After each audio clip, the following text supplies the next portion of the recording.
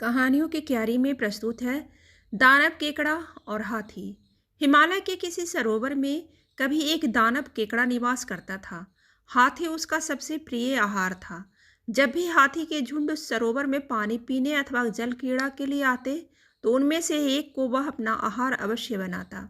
क्योंकि हाथी समूह के लिए उस वन में जल का कोई अन्य स्रोत नहीं था, अतः गजराज ने अपनी गर्भिणी हथिनी को दूर किसी प्रदेश में भेज दिया कि कहीं गलती से हथिनी उस दानव केकड़े का ग्रास न बन जाए। कुछ ही महीनों के बाद हथिनी ने एक सुंदर और बलिष्ठ हाथी को जन्म दिया। जब वह बड़ा हुआ तो उसने अपने पिता का ठिकाना पूछा और वह यह भी जानना चाहा कि आखिर उसे इतने दिनों तक पिता का वियोग क्यों मिला था।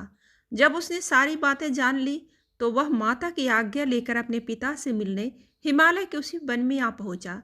फिर उसने पिता को प्रणाम करके अपना परिचय देते हुए उस दानव केकड़े को मारने की इच्छा व्यक्त की और इस महान कार्य के लिए पिता की आज्ञा और आशीर्वचन मांगे।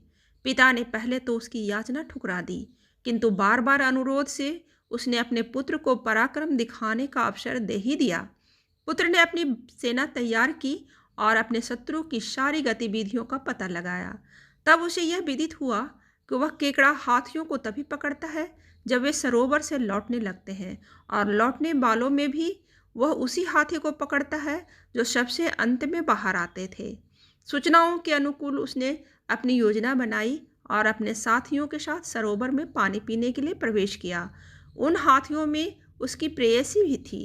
जब सारे हाथी सरोवर से बाहर निकलने लगे तो वह जानबूझकर सबसे पीछे रह गया। तभी केकड़े ने उचित अवसर कर उसके पिछले पैर को इस प्रकार पकड़ा जैसे एक लोहार लोहे के एक पिंड को अपने चिमटे से पकड़ता है। हाथी ने जब अपना पैर खींचना चाहा तो वह टस से मस भी न हो सका। घबराकर हाथी ने चिढ़ाड़ना शुरू किया, जिससे सुनकर हाथियों में भगदड़ मच गई। वे उसकी मदद को न आकर इधर उधर भाग खड़े हुए। हाथी ने अपनी प्रेयसी को पुकारा और उससे सहायता मांगी। प्रेयसी हाथी को सच्चे दिल से प्यार करती थी। तत्काल उसने अपने प्रेमी को छुड़ाने के लिए उसके पास आई और केकड़े से कहा, तू है एक बहादुर केकड़ा नहीं, तेरे जैसा कोई दूसरा हो या गंगा या नर्मदा नहीं, शक्तिशाली तेरे जैसा कोई बंदा। मादा हाथी की प्यार भरी बातों से प्रसन्न हो केकड़े ने अपनी पकड़ ढीली कर दी। तभी हाथी ने प्रसन्नता भरी चिघाड़ लगाई, जिसे सुनकर सारे हाथी इकट्ठे होकर उस केकड़े को ढकेलते हुए उस तट पर ले आए और पैरों से कुचल कुचल कर उसकी चटनी बना दी।